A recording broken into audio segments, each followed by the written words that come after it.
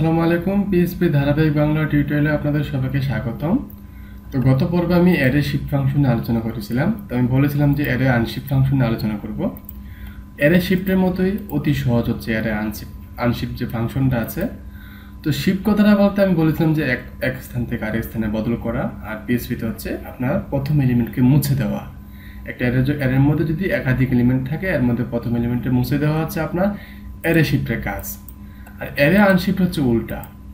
আপনার মনে করেন যে আপনি একটি অ্যারে নিলেন, অ্যারের মধ্যে আপনি দুইটা এলিমেন্ট নিলেন। এখন চাচ্ছেন যে না, আমার তো এখানে ভুল হয়ে গেছে, আমি আরো 5টা এলিমেন্ট নেব।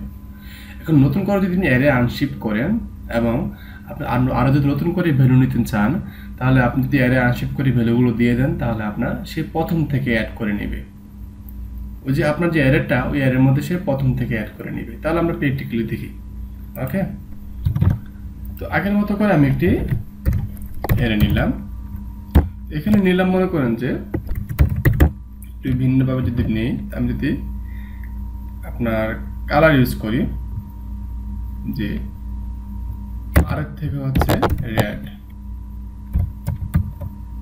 আর হচ্ছে রেড, এখন ও হচ্ছে অরেঞ্জ,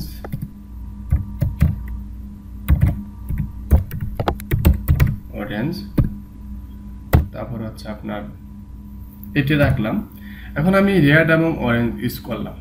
এখন আমি চাচ্ছি যে আমি আরো রং ইউজ করব, আমি আরো এলিমেন্ট এখানে বসাবো। এখন আমি পরে কিভাবে এটা কাজটা করব? হ্যাঁ, এই কাজটি আমরা কি করব? অ্যারে আনশিফট দিয়ে করব। তাহলে আমরা যদি এখানে অ্যারে আনশিফট ব্যবহার করি, তাহলে আমরা কোথায় আনশিফট করব? আমাদের ভেরিয়েবল অ্যারের মধ্যে, তাই তো? এর মধ্যে আমরা আনশিফট করব। এখন আমরা আনশিফট করব যে, এখন তো আমি এটা দিলে যদি আমার ফলাফল বা আসলো, কোনো ফলাফল আসবে আপনার কি মনে হয়? না, আসবে না। কেননা এখানে আমি অ্যারেটা, এখানে এই অ্যারেটা আমি এখানে বসিয়েছি, মানে এই অ্যারের মধ্যে আমি আনশিফট করব। এই ভেরিয়েবলটার মধ্যে যে অ্যারেটা আছে, এখানে যে এলিমেন্টগুলো আছে, আমি এখানে আরো এলিমেন্ট নেব। তাহলে আপনাকে এখানে কি করতে হবে? কমা দিয়ে আপনার এলিমেন্ট যোগ করতে হবে। আপনি আসলে কি নিতে চাচ্ছেন? তাহলে আপনি মনে করেন যে নিতে চাচ্ছেন আপনার ব্ল্যাক। ওকে, এখন আমরা যদি প্রিন্ট বার ইউজ করি, তাহলে আমরা কাকে করব? ভেরিয়েবল এর মধ্যে আমরা আনশিফট করতে যাচ্ছি। আগের মতো করে একটি প্রিটেক ইউজ করে দিই। এখান থেকে আমি জাস্ট আনলাম, যেহেতু আপনারা জানেন এটা, এই কাজটা আমার আর দ্বিতীয়বার করার দরকার নেই। এখন আমরা যাই local host PHP3 array unshift. তাহলে এখানে দেখতে পাচ্ছেন আমাকে দেখালো সে অ্যারে 0 এর মধ্যে হচ্ছে ব্ল্যাক, আর এর মধ্যে হচ্ছে, এখানে কিন্তু 0, এটা এখানে কিন্তু আর, এখানে হচ্ছে আবার ও। এখানে কারণ হচ্ছে 0 এর মধ্যে ব্ল্যাক আমাকে দেখালো কেন সে, ঠিক আছে? এটা দেখানোর কারণ হচ্ছে, এখানে আপনারা দেখেন, এখানে যে আপনি অ্যারে আনশিফট নিয়ে যে এলিমেন্টটা আপনি এখানে বসিয়েছেন, এখানে কিন্তু আপনার ইয়া করেন না, কি ইউজ করেন না যে কত নম্বর ইয়াতে। এখানে কিন্তু আমি দিয়েছি উল্লেখ করে, ওতে হচ্ছে অরেঞ্জ, আরতে হচ্ছে রেড। তাহলে এখানে সে অটোমেটিক্যালি আমরা জানি যে ইন্ডেক্স আকারে যদি সে শুরু করাতে চায়, তাহলে সে প্রথম এলিমেন্টটাকে আমাকে 0 হিসেবে সূচিত করবে।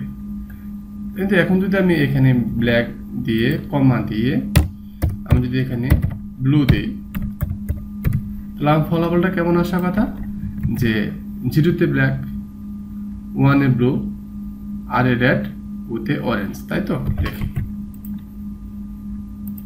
এই যে 0-তে black, 1-এ blue, R a red, ওতে অরেঞ্জ। তাহলে সে কি করবে?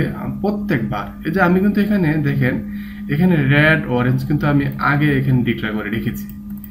যখন আমি এখানে অ্যারে আনশিফট দিয়ে ব্ল্যাক এবং ব্লু দিলাম, কাজটা কিন্তু আমি পরে করলাম, কিন্তু সে কি করলো? আমাকে সবার আগে বসিয়ে দিবে। দেখেন, রেডের আগে কিন্তু আমাকে কাজটি করে দিয়েছে, ব্ল্যাক এবং ব্লু কিন্তু রেডের আগে। এটা হচ্ছে আনশিফটের কাজ। মানে সে হচ্ছে পিছনে, মানে সে বাস দাঁড়িয়ে আছে, সে মানুষ লাইনে দাঁড়িয়ে আছে, সে পিছন থেকে কি করলো? পিছনে দাঁড়ালো, লাইনটা উল্টো হয়ে গেল, সে আসা সবার আগে বাস উঠে গেল। এই কাজটা মূলত এখানে করা হয়েছে।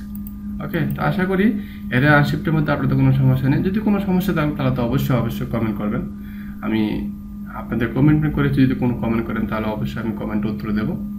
তো পরবর্তী টিউটোরিয়াল দেখার আমন্ত্রণ রইল। ভালো থাকবেন। আসসালামু আলাইকুম।